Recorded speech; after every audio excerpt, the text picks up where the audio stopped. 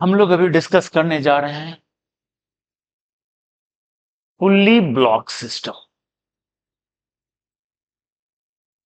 ये क्या है?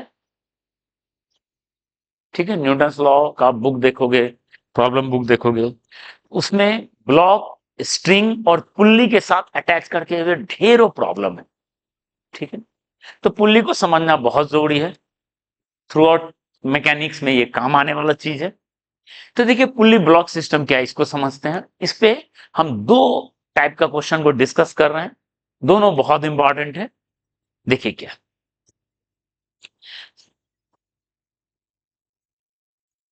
ये एक पुल्ली है और इससे स्ट्रिंग अटैच।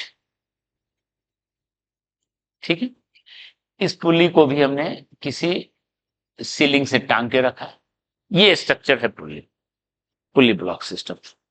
ठीक है, इधर आप ब्लॉक को टांग दो, इधर भी ब्लॉक को टांग दो। ये है पुल्ली ब्लॉक सिस्टम। ओके, या एक तरफ क्या करो, ब्लॉक को टांग दो, एक तरफ फोर्स लगाओ। ऐसे आप कुछ भी कर सकते हो। खैर, पुल्ली को, मैकेनिज्म को समझना है, ये काम कैसे करता है। देखिए क्या है, आपको पता है यहां पे रोप जो है पुल्ली को कुछ फोर्स से खींचेगा। मान लेते हैं T1 फोर्स से खींचेगा। रोप जो है पुल्ली को T1 फोर्स से खींचेगा। इधर का रोप T2 फोर्स से खींचेगा। ठीक है, और इधर का रोप इस पुल्ली को T3 फोर्स से खींच रहा है। तो हम अभी पुल्ली पे कंसंट्रेट कर रहे हैं, ब्लॉक पे भी कंसंट्रेट नहीं कर रहे। ठीक है, इधर क्या लगा हुआ उस पर कंसंट्रेट नहीं कर रहे हैं, इस पुल्ली पे कंसंट्रेट कर रहे हैं। उसको समझना जरूरी है। एक बार ये समझ में आ गया तो बाकी चीज अपने आप बनता चलेगा। ठीक है, तो ये देखिए, इस पुल्ली पे दो फोर्स नीचे खींच रहा है, एक फोर्स ऊपर लग रहा है। ओके, तो क्या कहना है ये देखिए। सबसे पहली बात, हम लोग के इस चैप्टर में जो है, हम लोग को आइडियल पुल्ली लेना है। आइडियल पुल्ली क्या है, जैसे आइडियल रोप था, आइडियल पुल्ली है। आइडियल पुल्ली में क्या है, ये मासलेस एंड फ्रिक्शनलेस,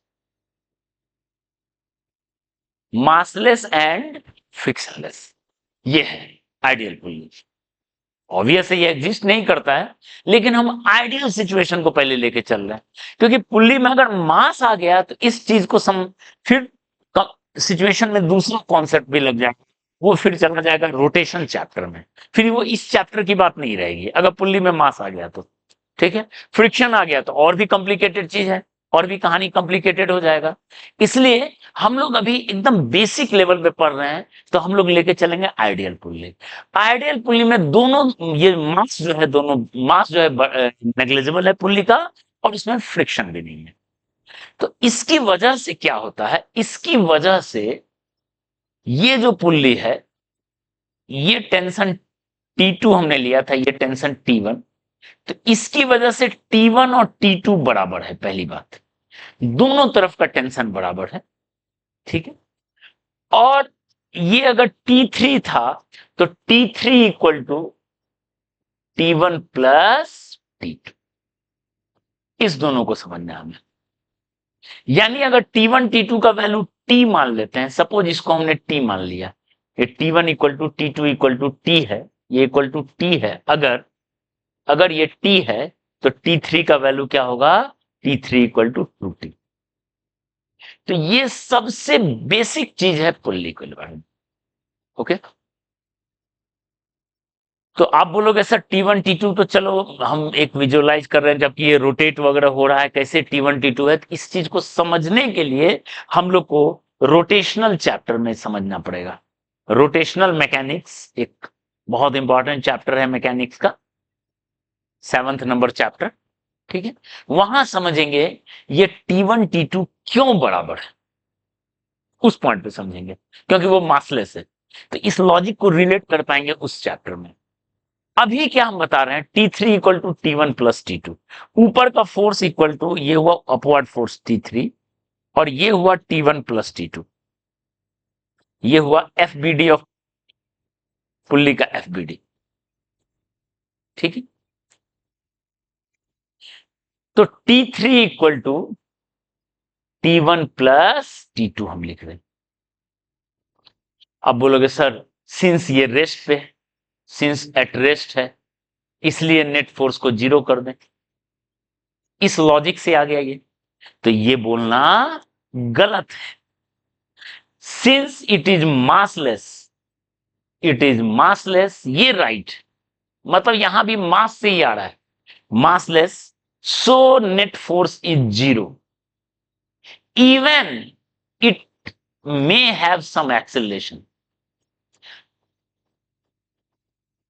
अगर इसका कुछ एक्सेलरेशन होगा, मतलब ये पुल्ली मूव करेगा, हम आगे के टॉपिक में देखेंगे, पुल्ली मूव भी कर रहा है, पुल्ली मूव कर रहा है तो भी नेट फोर्स 0 है, एक्सेलरेशन ही तो भी नेट फोर्स 0 है, ठीक है, क्योंकि ये मासलेस है, इसलिए ये दोनों चीज मासलेस से आएगा। ये बोलना गलत है, ये बोलना गलत है, या इनकम्प्लीट है, ये कंप्लीट। क्यों? क्योंकि आप ये खुद सोचो कि एक्सेलरेशन इक्वल टू होता है नेट फोर्स बाय मास, मास। तो आपके पास अगर एक्सेलरेशन कुछ भी है, कुछ भी फाइनाइट वैल्यू है, 2 4 5 0, इवन 0 भी है, कोई दिक्कत नहीं है, ठीक है, वो एक फाइनाइट वैल्यू है। तो अगर कुछ फाइनाइट वैल्यू है और मास नेग्लिजिबल है या ऑलमोस्ट 0 है, तो सोचो अगर ये 0 है और फोर्स कुछ रहता, कुछ भी रहता, तो ये इंफिनिटी हो जाता, फाइनाइट वैल्यू नहीं आता। अगर मान लो 5 न्यूटन 10 न्यूटन नेट फोर्स कुछ भी रहता तो वो इंफिनिटी हो जाता एक्सेलरेशन। ऊपर में 5 है, नीचे 0, 5/0 इंफिनिटी, 10/0 इंफिनिटी, ठीक है, तो उस वक्त एक्सेलरेशन उसका इंफिनिटी हो जाएगा, पुल्ली बहुत हाई एक्सेलरेशन से चल रहेगा, जो कि ऐसा पॉसिबल नहीं है। डे टू डे लाइफ में पुल्ली का एक्सेलरेशन एक फाइनाइट एक्सेलरेशन होता है, इनफाइनाइट नहीं होता है। उसके लिए क्या करना पड़ेगा, अगर ये 0 की तरफ जा रहा है, इसको भी मस्ट बी टेंडिंग टू, ये भी नेग्लिजिबल होना चाहिए, नेग्लिजिबल। तो ऊपर में नेग्लिजिबल, नीचे नेग्लिजिबल। देखिए ना, अगर ऊपर में मान लीजिए 0.00000001 है और नीचे में भी 0.000000, या मान लेते ये 3 है, 1 है, ये भी नेग्लिजिबल, ये भी नेग्लिजिबल, कट कर दो तो ये 3 के बराबर आ जाएगा, फाइनाइट हो गया। तो ये देखो नेग्लिजिबल होना चाहिए, ये भी नेग्लिजिबल, तब ये नेग्लिजिबल में नेग्लिजिबल चीज को डिवाइड करेंगे तब एक फाइनाइट वैल्यू आएगा। अगर ये नेग्लिजिबल है और ये 3 रहता, सपोज ये 3 रहता, 3/दिस, सोचो 3/दिस होता, 10 टू द पावर 1 2 3 4 5 6 7, यानी उसका एक्सेलरेशन हो जाता 3 into 10 to the power 7 metre पर सेकेंड स्क्वायर, जो कि इनफाइनाइट है, इम्प्रैक्टिकल सिचुएशन, ऐसा पॉसिबल नहीं होता, ये पॉसिबल होता, ये पॉसिबल नहीं होता। इसलिए नेट फोर्स को हम क्या करते हैं, 0 की तरफ असाइन करते हैं, उस पर नेट फोर्स 0। तो ये दोनों लॉजिक जो है ये मासलेस से ही आता है, मासलेस पुल्ली है, इसी वजह से ये, ठीक है। तो अब हम लोग को जो भी प्रॉब्लम बनाना है, इस दोनों चीज को हम लोग शामिल कर देंगे, ठीक है। ये लॉजिक समझ लिए, बार बार इस पे स्ट्रेस नहीं देना है, ये समझ लो कि कहां से आया ये चीज, और बाकी जो है हम लोग इस चीज को कैरी करते चलेंगे। जैसे हम एक एग्जाम्पल 1 लिख रहे हैं, ठीक है, ये एनसीईआरटी का क्वेश्चन है, लेकिन ये ओल्ड वाले में है, मतलब बिफोर कोरोना जो था एनसीईआरटी, कोरोना के बाद ये शायद हटा दिया, ये क्वेश्चन हटा दिया है, ठीक है।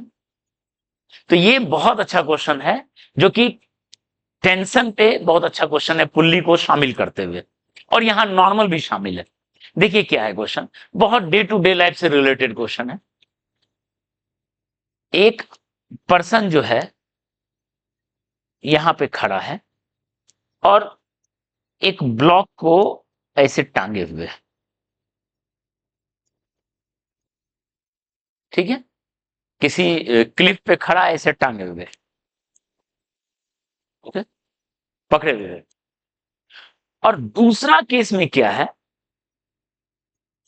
दूसरा केस में क्या है, यही मान लेते हैं एम मास का ब्लॉक है, एम मास के ब्लॉक को पुल्ली से टंगा हुआ है, सीधा नहीं टंगा हुआ, पुल्ली से टंगा हुआ है। इधर यही पर्सन जो है, ठीक है, यही पर्सन इसको ऐसे पकड़ा हुआ है, सेम है, ठीक है, ओके। एक में पर्सन बगैर पुल्ली के हेल्प से ऐसे पकड़ा हुआ है, और एक में पर्सन जो है पुल्ली के थ्रू ऐसे पकड़ा हुआ है, ठीक है। तो पता करना, ये मान लेते हैं केस ए है, ये केस बी है, तो हमको पता करना है in which case ground exert large force on man, उस मैन पे किस केस में लार्ज फोर्स लग रहा है, ये पता करना ए और बी में। गिवन इसका मास m है, मैन का मास m, गिवन मास का मैन का मास, ठीक है। तो देखिए इसको बनाते हैं, और बहुत अच्छा क्वेश्चन है। देखिए ए केस लेते हैं, ए केस में देखिए ब्लॉक का अगर फ्री बॉडी डायग्राम लिखें, इसका मास mg, टेंशन mg, ठीक है। तो यहां टेंशन mg के बराबर, तो यहां भी टेंशन mg के बराबर, ठीक है। तो देखिए रोप जो है इधर आदमी को खींच रहा है टी फोर्स से, इधर ब्लॉक को खींच रहा है टी फोर्स। रोप का प्रॉपर्टी है जिस चीज से लगा हुआ उसको खींचता है, तो रोप जो है मैन को खींच रहा है टी फोर्स से। तो अब मैन को ड्रॉ कर रहा है, मैन पे एक फोर्स लग रहा है टी, कौन लगा रहा है, रोप लगा रहा है, ये रोप लगा रहा है, खींच रहा है। एक फोर्स मैन का अपना खुद का वजन है mg, खुद का वजन है mg, मैन पे लग रहा है, और एक ग्राउंड लगा रहा होगा एन, एन ए नाम दे दिए क्योंकि केस ए, ठीक है। ग्राउंड लगा रहा होगा इस पे एन ए, इसका खुद का वजन होगा mg। तो बताओ ये फोर्स और ये फोर्स, दो नीचे एक ऊपर, और सब चीज रेस्ट में है, तो ये प्लस ये इक्वल टू ये, यहां नॉर्मल का वैल्यू हो गया mg प्लस ma, ठीक है। लेकिन यही केस बी देखे, देखिए पुल्ली का क्या कमाल है, देखिए ये टेंशन टी mg, तो टी का वैल्यू तो mg के बराबर होगा, रेस्ट पे है सिस्टम, ठीक है। ये टेंशन टी, तो एक रोप में टेंशन सेम होता है, तो यहां भी टी किसके बराबर हो गया, mg के बराबर। एक रोप में सेम टेंशन, तो यहां mg तो यहां भी mg। और अब आ जाते हैं पुल्ली का कॉन्सेप्ट। पुल्ली का क्या बताता है, दोनों तरफ टेंशन बराबर होता है, तो यहां भी टेंशन किसके बराबर हो गया, mg, ये दोनों बराबर। यहां क्या होगा, 2mg, ठीक है। तो पुल्ली के दोनों तरफ टेंशन टी। अब इस रोप में देखें, इस रोप में क्या है, ये रोप पुल्ली को टी फोर्स से खींच रहा है, इधर आदमी को खींचेगा टी फोर्स से।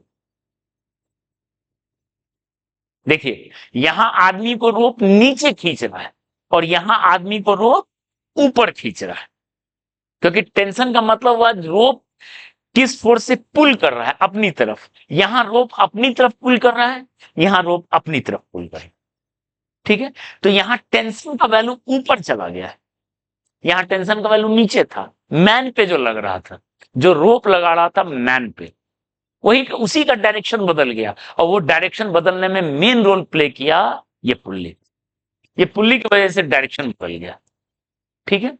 तो क्या हो गया, अब अगर हम मैन को डायग्राम को ड्रॉ करें, ध्यान दीजिए, मैन पे एक फोर्स एन बी लगाया, कौन लगाया, ग्राउंड, एक फोर्स वेट हुआ mg, और एक फोर्स टी हो गया, कौन लगाया, रोप। रोप अब इस पे ऊपर लगा रहा है, रोप उसको आदमी को ऊपर खींच रहा है, ठीक है, यहां पे नीचे खींच रहा था। तो अगर अब यहां देखें, N B plus T equal to M G, तो एन बी का वैल्यू हो गया M G minus T, that is M G minus N B. N B का ये वैल्यू हो गया, यहां एन ए का ये वैल्यू हो गया, तो नेक्स्ट बात है कि एन बी का वैल्यू कम, यानी मैन जो है वहां पे कम फोर्स लगा रहा है ग्राउंड पे, वहां पे ज्यादा फोर्स लगा रहा है। ठीक है, तो ये कुल्ली का कमाल। ओके।